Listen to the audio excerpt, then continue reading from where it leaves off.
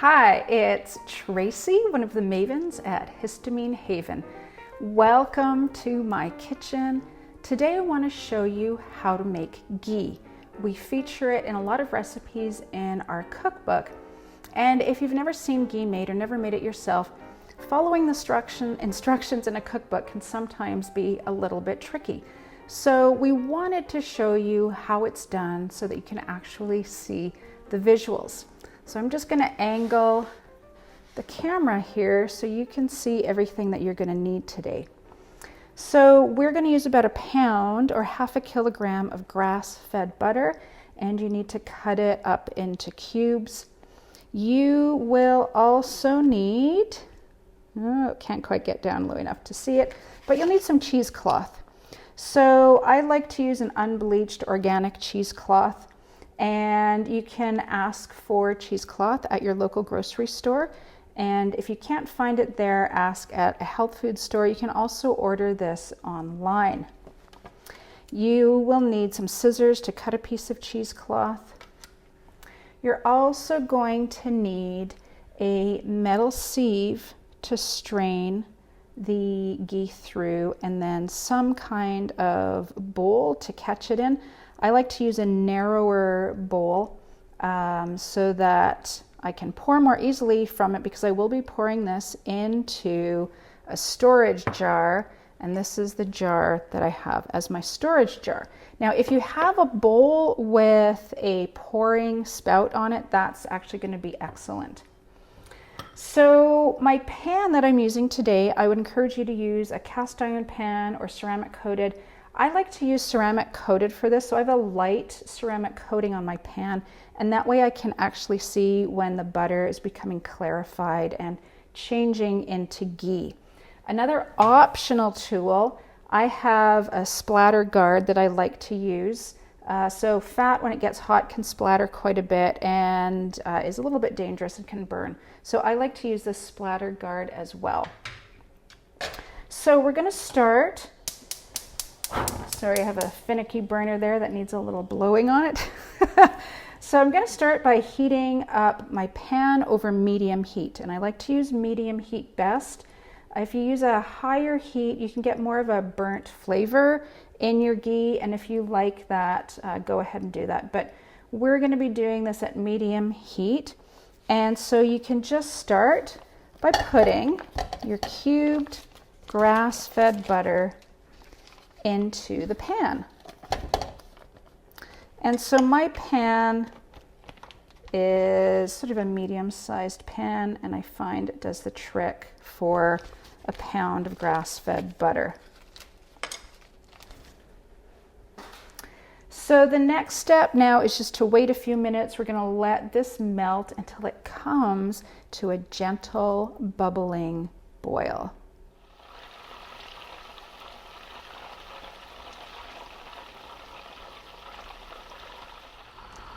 Okay, there it is. It's just started to bubble and boil. The cubes have finished melting. So there's a couple of things we need to do now. I have a splatter guard that I like to use to prevent it from splattering. When fat gets hot, it can be quite dangerous. So I'm going to put that on top. If you don't have a guard like this, then make sure you're just a little distance away. So while that's bubbling, actually I need to set my timer for 8 minutes as a start. It may take a little bit less time or a little bit more time. So just monitor it a little bit. I'm going to turn mine down just a smidge. I don't want it to boil over. And you need to get your cheesecloth ready. So I have a piece of cheesecloth cut now. It's about 4 layers thick. I have about a 15 by 20 centimeter piece, but you can cut that a little bit bigger so that it's square. So my ghee is now boiling away. I have set the timer for 8 minutes. I have a splatter guard on mine just in case it splatters, since I am so close to it. So I just need to line the sieve with the cheesecloth, and then it's ready to strain. And what we're straining now is, as this heats up, the casein protein, those are the proteins in the dairy, those are going to denature and form almost like little white blobs, or if you leave it on longer, to look like burnt or darkened crumbs. And so when we strain it through, those casein proteins are going to stay in the sieve on this side of the cheesecloth, and the pure fat is going to go into the bowl. And that's what we want, is the pure fat. If you have any kind of dairy sensitivity, this is going to allow you to have the flavor of butter without the dairy content. Okay, my timer is just about to go. So this has been bubbling away for, oh, there it goes, for 8 minutes. And I have turned the heat down a little bit, a couple of times, because as you can see, the bubbles were coming up onto my splatter guard, and so I didn't want it to boil over. So heat goes off. Now this is quite hot, so you need to be really, really careful at the next stages, because you have this very hot fat that you'll be working with. So I've actually propped the handle of my sieve up onto my jar that I'll be storing this in, just to keep the sieve nice and steady and keep it level. So sometimes I do this actually in the sink, just in case I spill some of the fat. But today, so you can see, I'm just going to pour this through that cheesecloth. And you can see on the bottom of the pan, and this is why I like to use a light pan, so I can actually see that the protein has denatured and it's done its thing. The heat has done its thing. So that's all the dairy protein that I don't want in my ghee. And some of that is stuck to my pan, but some of it is going to be strained and is going to stay in the cheesecloth. So the last of it's still dripping in, and you can see, looks like I've got breadcrumbs, toasted breadcrumbs in the bottom there. So again, this is all quite hot. I'm just going to kind of push out the last of the fat there. I don't want to waste any of it. And I'm going to set that aside. And I just usually put my cheesecloth into the compost after use. So the next step, this bowl is now very, very hot. So I'm just going to let it cool for a little bit, but the next step is to put it into the storage jar.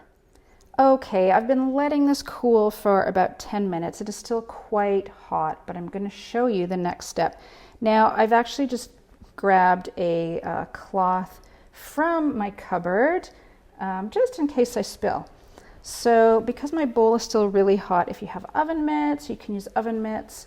I'm going to just use a tea towel that I have here to pick this up. And I'm just putting this cloth here, like I said, so in case I have some spills. I usually have some spills. It just actually occurred to me that if you have a funnel, that would be a really good thing to use, because you'll be much less likely to spill any of this, and you don't want to waste it. So this is just going to go into my storage jar.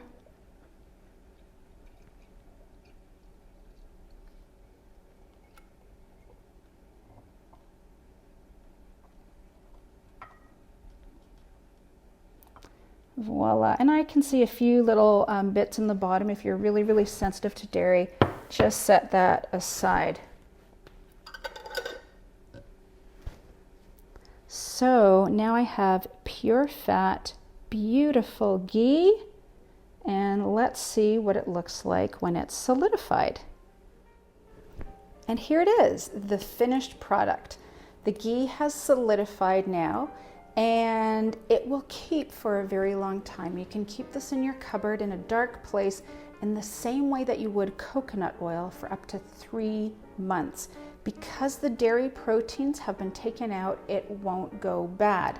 If you want to keep it for longer than 3 months, just pop it into your fridge. So use ghee any way that you would butter. We include it in a lot of our recipes. We give you some fat alternatives if you're still not tolerating ghee. But a really great reason to include ghee in your diet is that it is rich in preformed vitamin A. So that's the retinol form that you can't get in plant foods. And this is really, really great for gut repair as well as overall repair and immune function. So really, really key nutrient that is going to be high in ghee. So we hope this video has been helpful, and we'll see you next time.